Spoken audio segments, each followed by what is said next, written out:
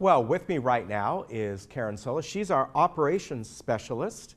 And today we are going to be talking about, among other things, in the world of transportation and the bus system, the type of IDs that you need. Good to see you. Good to see you. Always a pleasure. We're going to show some slides in just a moment. This is something that people need to be aware of, the type of identification they need to show when they use the buses. And I understand sometimes people show something that's not what they need to get on. And so this is why we're going to go through this. And there's several. I think there's about 4 or 5 of these, right? Yes. So every mutual needs their own ID. And so first would have their first, and that would be it. It would be labeled with a 1. And it gives them access to all things in the community, especially the bus system. So every time they hop on the bus, they have to swipe their ID, and it kind of gives us a head count of who's on the bus, how many people are riding it, okay. and so on. And these are the ones that do they come in to get these? Are they something that's automatically given to them when they become a resident? This is something that they need to get through resident services. Okay. So most of the time when they come into the community, then they will automatically get one. But say if they're a renter, they would have to have the owner kind of like walk them through steps to get one. All right. So the next one is, so the first one here, I'm sorry, the first one, it says all access members for gates 1, 2, 3, and 4. Yes, so the gate access that I've listed up here Right. are only some of them. Sometimes there's a little bit more. But this will let them get into the community as well as use our bus service. Okay, all right. So the next one we're going to see are for a different set of gates, right? Yes. So this is for third mutual. And so this will let them get in through these gates, 5, 6, 8, 10, 11, and so on. And then also give them complete access to all of the bus routes and destination shopping and everything really in the community. Okay. Now, the next one are 50, of course, mutual 50, the towers, right? Towers, yes. Can't exclude the towers. Yes, so they would get one of these to get on one of the buses too. Okay. And then finally, the renter.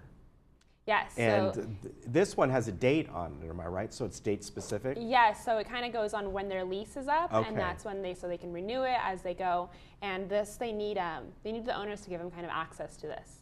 So they'll be able to hop on the bus, and it's slightly a different color. It's like this purple magenta color, but it gives them the same access as they would if they were an owner here. Okay. Now, what about getting into the gates? Of course, now we have a couple gates that have the RFID system, and eventually many more will by the end of this year probably.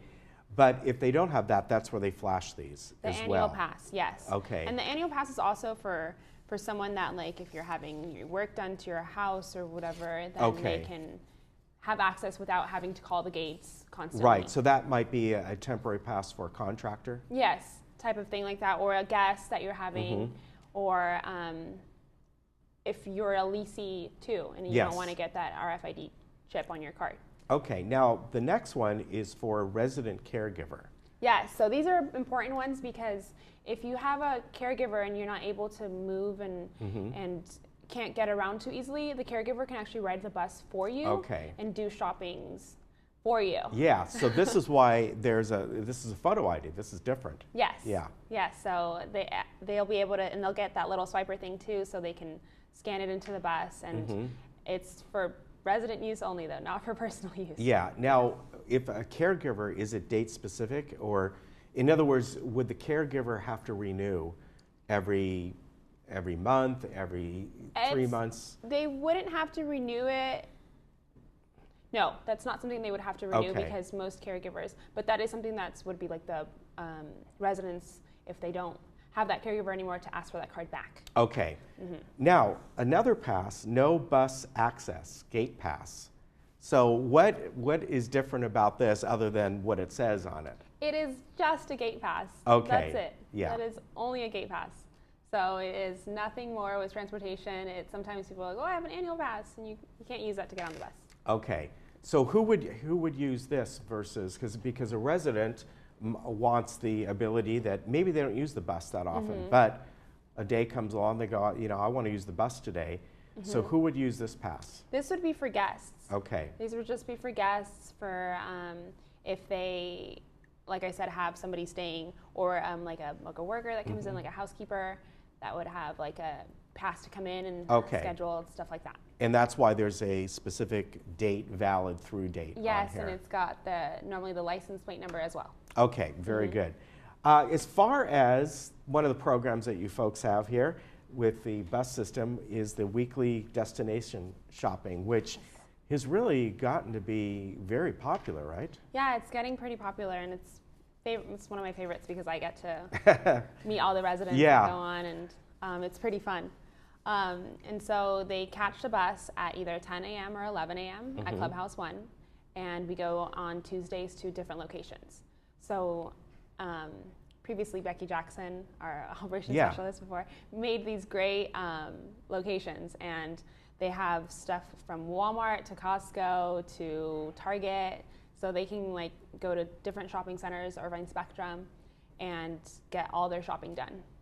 And as far as picking these places, are you involved with it too? You come up with different ones? It's a little tricky to pick another place.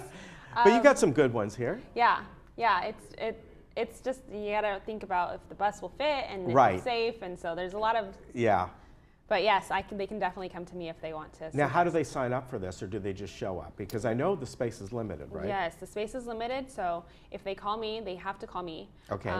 Either over the phone or by email, and then I will make the reservations and give them a call back with their confirmation. Okay, now the bus drops them off. Let's say it's the Irvine Spectrum. How many hours do they get to, or it just depends on the destination?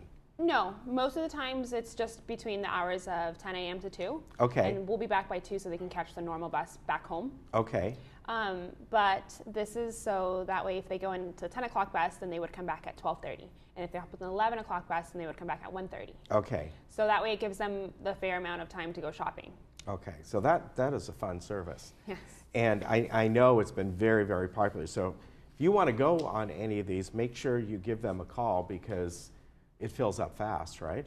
Yes, so I've only got 2 buses, and when special cases, I do try to accommodate and fit as many people as I can, but they need to let me know if they have a walker or a wheelchair because those would take up a little bit more seats. Yeah.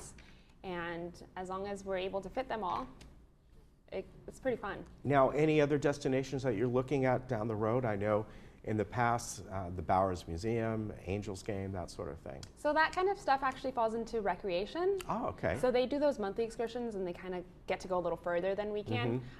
So I definitely can suggest those locations to them, but as far as me booking them, no, not yet. Okay, it goes to them. Yeah. All right, now coming up is President's Day, of course, and a lot of the community we're off for a holiday.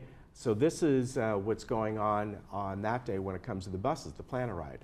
Yes, so February 19th, which is a Monday, which is next Monday, is President's Day. So the only service running will be Plan-A-Ride.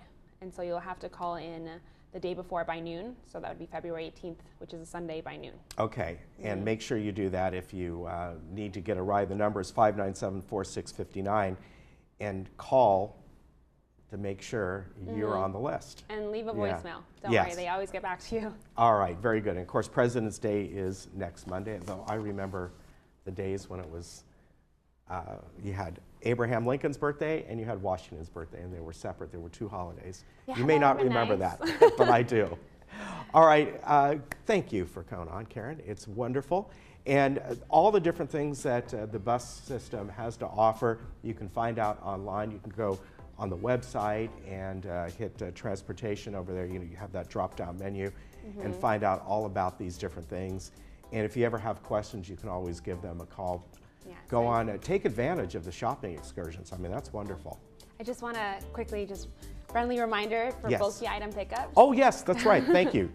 Yeah, go ahead. Just for bulky item pickups, just to go ahead and schedule that with resident services. Okay. And just give them a 7-day window so they can schedule something with waste management. Okay, very good. Good to see you. Yeah, good to see you. And we'll be back.